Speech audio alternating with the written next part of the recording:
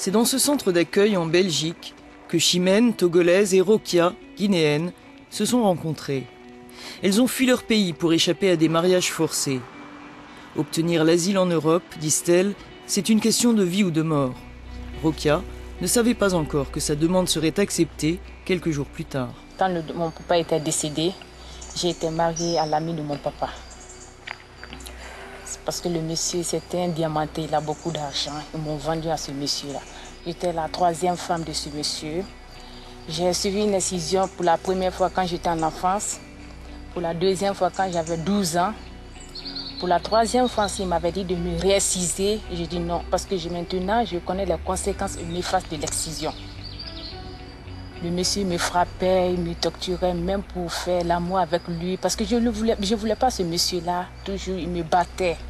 Dans mon pays, ma vie est en danger parce que j'ai désobéi la famille. Moi, j'ai un fils de 2 ans, 3 mois.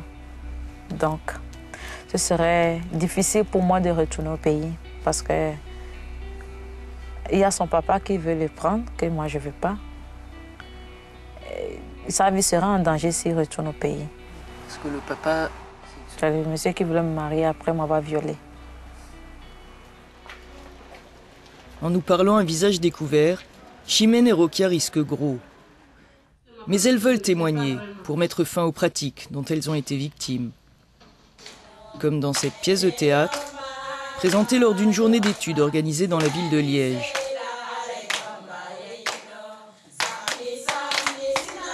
La Belgique est l'un des premiers pays européens à avoir criminalisé le mariage forcé. Difficile pourtant d'endiguer le phénomène, souligne la coordinatrice de la plateforme liégeoise sur les mariages forcés et les violences liées à l'honneur. J'ai très peu de victimes qui vont aller porter plainte et qui vont attendre quelque chose de la loi.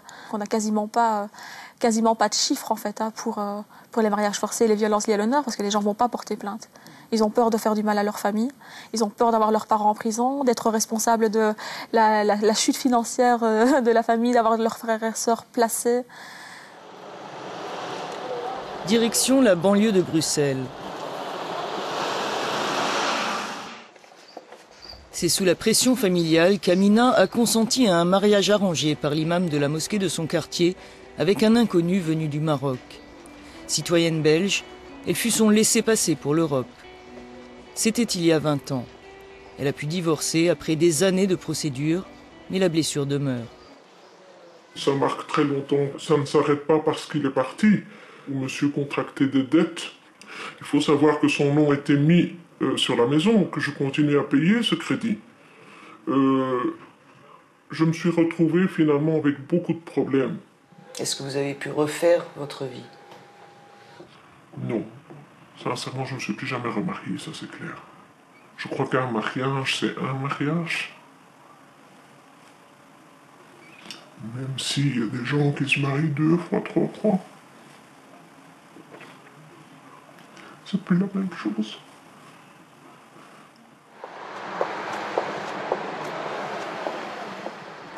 Des histoires comme celle-là, Halina Benmra en entend tous les jours.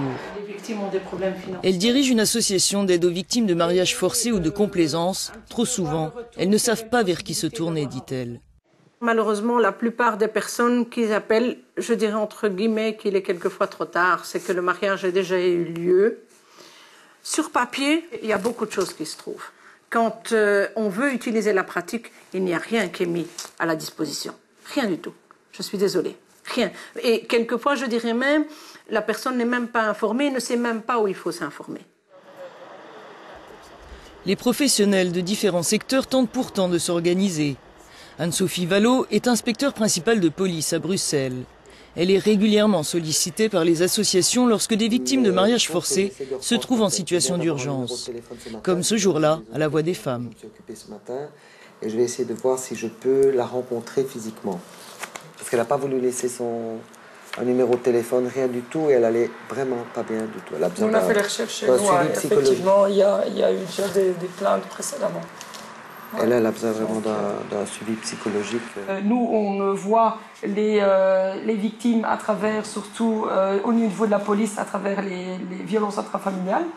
on se rend compte très souvent que, enfin, dans la plupart du temps, qu'il y a un mariage forcé à la carte. Donc, ce qui veut dire au départ un mariage forcé. Et nous, on voit les conséquences de tout ça. On voit les conséquences qui sont quand même des viols à répétition. On voit des violences graves, des violences lourdes. Et finalement, la fille, quand elle est à bout, qu'elle n'en peut plus et que c'est une question de vie ou mort, elle vient frapper à la porte de la police en demandant de l'aide. La Voix des femmes et une quinzaine d'autres associations bruxelloises se sont organisées en réseau pour coordonner et développer leur mode d'intervention. Un numéro d'appel d'urgence a été mis en place pour les victimes de mariages forcés. L'association multiplie aussi les actions de sensibilisation auprès des professionnels et du public. En Belgique, selon la loi, pour se marier, il faut être d'accord. Il faut être d'accord. La Belgique est un pays qui accueille, souvent par le biais du regroupement familial, des nouveaux flux migratoires. Et donc il ne faut pas s'étonner aussi que quand des jeunes filles même arrivent à un très jeune âge, quelques années plus tard, la question des mariages va se poser. On vient avec un certain nombre de valeurs, avec une certaine vision de ce que doit être la famille. Et donc ces visions-là ne changent pas du jour au lendemain. Moi, les filles, elles réussissent mieux. Une question de temps, mais également de prévention, auprès notamment des jeunes pouvant être exposés à des mariages contraints qui tournent parfois au drame. Les informer, c'est aussi les aider à briser le silence.